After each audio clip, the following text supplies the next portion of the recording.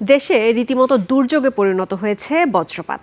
দুর্যোগ মন্ত্রণালয়ের তথ্য বলছে, গত 12 বছরে বজ্রপাতে প্রাণ হারিয়েছেন প্রায় 3,500 মানুষ। বিশেষজ্ঞরা মনে করেন, আগাম সতর্কবার্তার মাধ্যমে এই প্রাকৃতিক দুর্যোগ মোকাবেলা সম্ভব।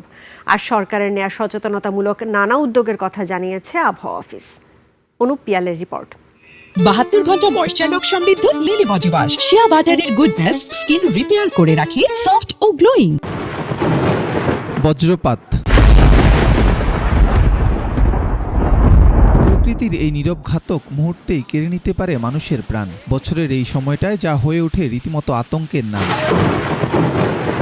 দুর্যোগ মন্ত্রণালয়ের তথ্য, গত 12 বছরে বজ্রপাতে প্রাণ হারিয়েছেন 3,425 জন। শুধুমাত্র 2025 সালে মারা গেছেন 266 জন। আর চলতি বছরে এখন পর্যন্ত 75 জন মারা গেছেন বজ্রপাতের ভয়াল থাবায়। দেশে মার্চের শেষ থেকে এপ্রিলের শুরুতে বজ্রপাতের মৌসুম শুরু হয়, থাকে জুলাই পর্যন্ত। তবে জলবায়ু পরিবর্তনের কারণে বদলে গেছে সেই হিসাব। বিশেষজ্ঞরা বলছেন, প্রাণঘাতী এই প্রাকৃতিক দুর্যোগে হাওড়াঞ্চলে মৃত্যুর সংখ্যা বেশি।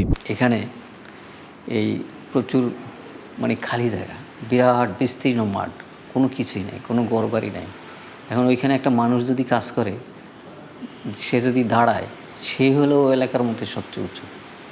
তখন বজ্রবৃষ্টিটা ওর আশেপাশে যদি পড়ে, ওই টেনে নিয়ে আসে, এটা আশেপাশে কয়েক মিটার থেকে ওর উপরে এসে পড়বে। হ্যাঁ, বজ্র নিরোধক দণ্ড যদি থাকে, যদি এটা উঁচু দণ্ড থাকে, তাহলে ওই দণ্ডটার উপর পড়বে, তাহলে আশেপাশের লোকগুলোর উপর পড়ার সুযোগ পাবে না। বিজ্ঞানের উৎকর্ষতায় উচ্চমানের স্যাটেলাইটের মাধ্যমে জানা যায় বজ্রপাতের আগাম সময়সূচি। এতে প্রাণহানির সংখ্যা কমবে, এমনটাই মনে করেন এই বিশেষজ্ঞ।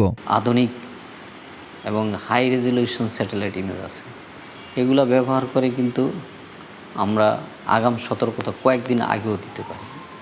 এটাও যদি আমরা করতে পারি, তাহলে কয়েকদিন আগেই আমরা বলে দিতে পারবো ওই সময়টা ওই এলাকায় বজ্রবৃষ্টি হতে পারে, আপনারা নিরাপদে থাকুন। অন্যদিকে আবহাওয়া অফিস বলছে, সরকার ইতোমধ্যেই জনসাধারণকে সতর্ক করতে নানা কর্মসূচি গ্রহণ করেছে।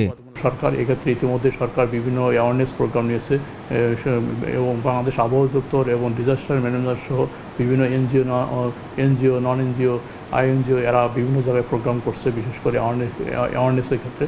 কারণ একমাত্র সচেতনার মাধ্যমে এটা অনেকটা কমানো সম্ভব।